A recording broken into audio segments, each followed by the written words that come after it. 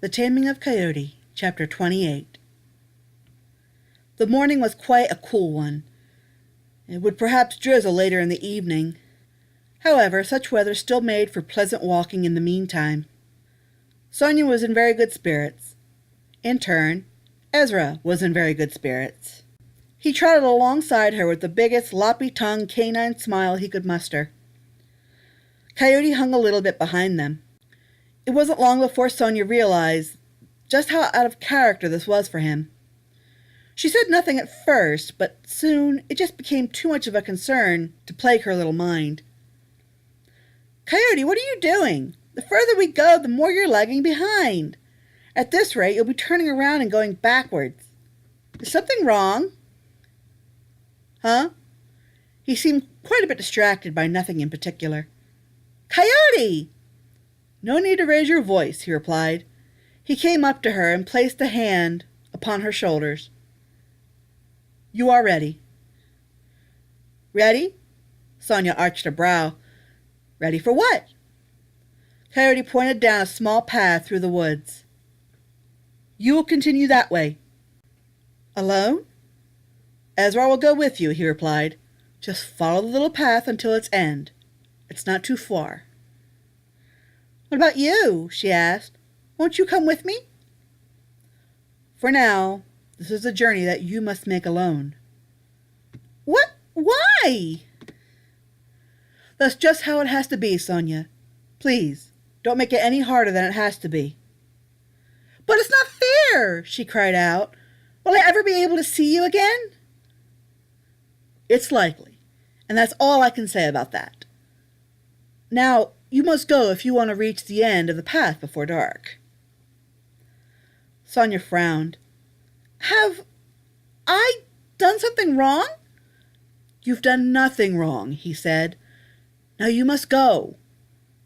With that, he turned himself around and began to walk in the direction from which they had come. Sonia waited for him a few minutes. Was this a joke? Wasn't there anything else she could say? As he kept going, her heart sank. He didn't even say goodbye. "I can't believe that he's just leaving us, Ezra," she said. Ezra let out a whimper. There was nothing he could do to make it any better. So he turned and began to walk down the path as instructed. Sonia turned and let out a gasp when she saw him wandering off. "Ezra, wait for me!" The day wore on, and it soon grew much cooler. The rain that night would be definite at this rate. Sonia wrapped her arms around her middle. The hunger pangs were coming. She debated if she should stop, build a shelter, and send Ezra to hunt. Perhaps she could pick up the rest of the travel in the next morning. However, Coyote seemed to insist she reach the end of the path that day.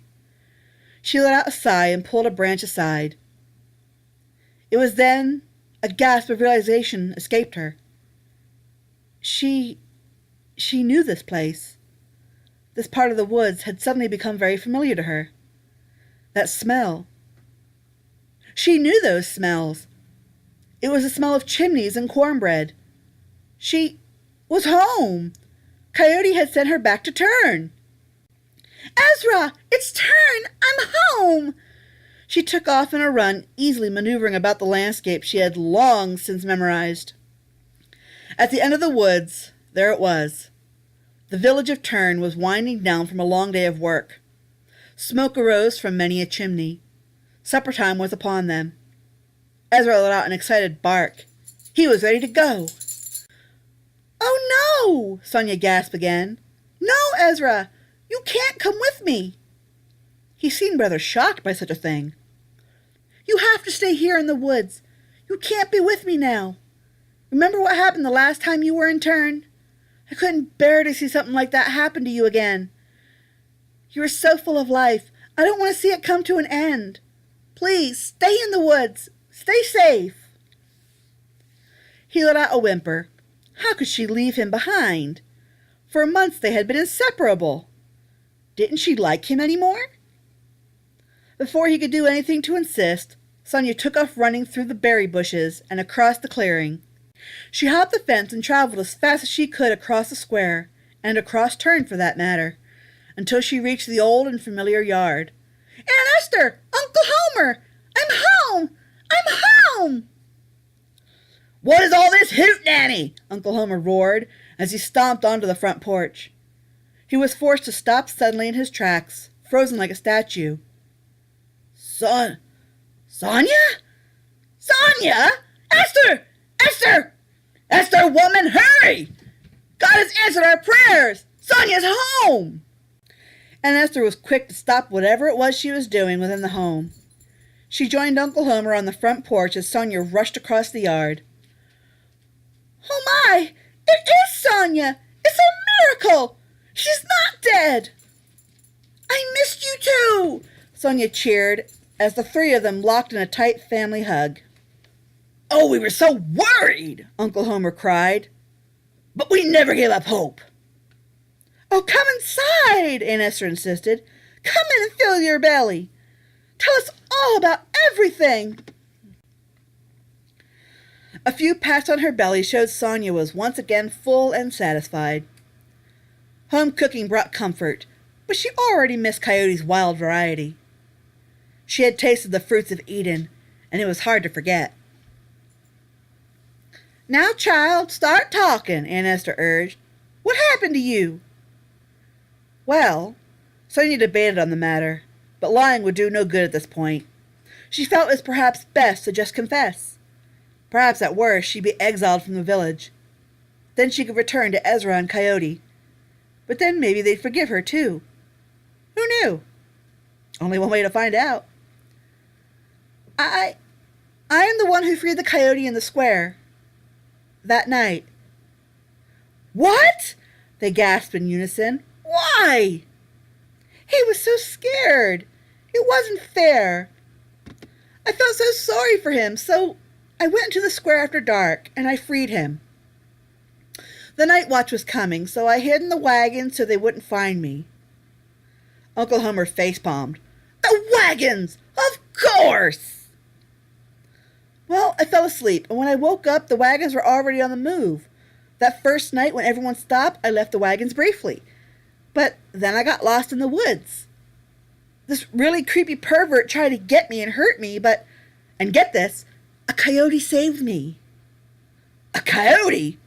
A wooden devil saved you?" "Yes," she replied, conveniently leaving out the part where she had spent the night with the pack and was accepted in as one of them. "The coyote watched over me and protected me until a kind man found me. I was hurt when he found me, so he took me to his home deep in the woods. I spent the whole winter there. Then he showed me my way home and brought me halfway." "Oh, my brave Sonia!" Aunt Esther sniffled. "I'm so glad that you're all right." "You came back to us," Uncle Homer added. "Lord Grundle had believed for sure that you were dead, killed by the coyotes." Sonia frowned. "All right." She almost forgot about Lord Grundle. "Do we have to tell him?" "Of course!" Aunt Esther cheered. "This is a miracle, Sonia. God has chosen you for a very special purpose. I'm sure Lord Grundle will agree. Perhaps he can even tell you what it is." "How would Lord Grundle know that?" Sonia asked. Perhaps her tone was just a little too obnoxious. "God talks to him," Aunt Esther replied. "He's chosen." Suddenly she let out an excited cry. Her next words made Sonia very sorry she had even asked the question in the first place. "That's it! You're both chosen! You're destined by God to marry Lord Grundle, thereby uniting the bloodlines of Turn and Grundle." "What?" "Excellent observation, Esther," Homer cheered. "Lord Grundle will be so pleased. A Grundle uniting with a Turn." "But Lord Grundle is old enough to be my father. Maybe even my grandfather. Circumstances considering, of course." "He'll make you a fantastic husband," Homer smiled. "He is the most powerful man in the village. He's the perfect catch." But, no more talk," Aunt Esther ordered. "You get your beauty sleep. You must look radiant when we present you to his lordship." Sonia paled. How could this happen? She was only just in her teens. Coyote said it himself. She was too young to think about marriage. She wasn't even half developed yet. She had left the freedom and comforts of Coyote to return to this? She got up from the table and rushed to her room, slamming the door behind her. She threw herself on the bed in a fit of tears. It wasn't fair. It just wasn't fair. Oh dear, Aunt Esther said quietly. That didn't seem to go over well at all with her, did it? She'll get over it, Uncle Homer replied.